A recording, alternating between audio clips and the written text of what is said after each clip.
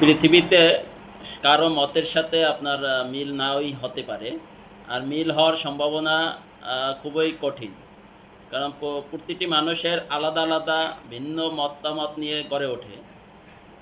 কিন্তু আপনার জাতীয় স্বার্থে বা বৃহত্তর স্বার্থে কিছু মৌলিক একটা বিষয়কে সামনে রেখে আপনারা একমত হতে পারেন।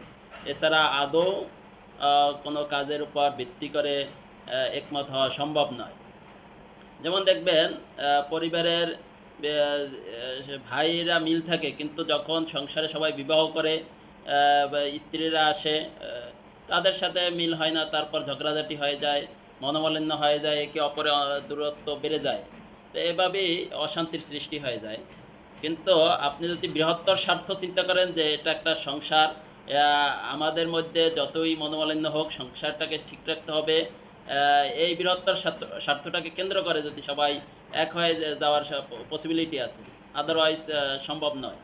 তো তেমনি রাষ্ট্রেরও কিছু বা রাষ্ট্রের কিছু বিষয়ের উপর ভিত্তি করে সবাই ঐক্যমত যদি হয়, তাহলে ওইটাকে সেন্ট্রাল ভিউ ধরে তা আমরা সবাই ঐক্যমত্যে আসতে পারি।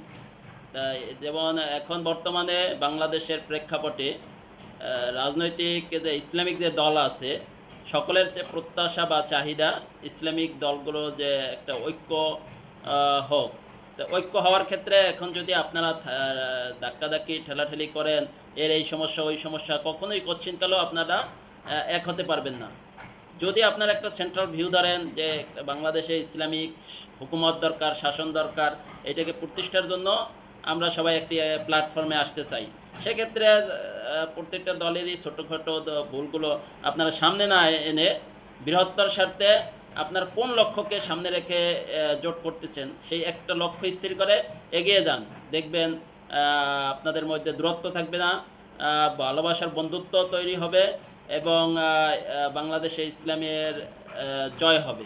যেমন আপনি দেখেন, যদি সবাই ইসলামিক হয়ে যায়, কারো মধ্যে কোনো মতবিরোধ নেই বা কোনো ইসলামিক দলের ভিতরে মতবিরোধ, তারপরেও দেখবেন তাদের ভিতরে মতবিরোধ তৈরি হবে ইসলামিক কায়দায়।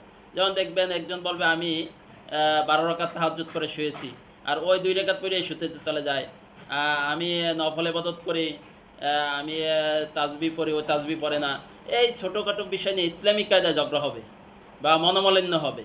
এই মনোমালিন্য আপনি কখনোই দূর করতে পারবেন না, এই খুনসুটি আপনি কখনোই দূর করতে পারবেন না। কিয়ামত হওয়ার পরে তারপরে হয়তোবা দূর হবে, কিন্তু দুনিয়াতে থাকা অবস্থায় এগুলো যে আপনি দূর করবেন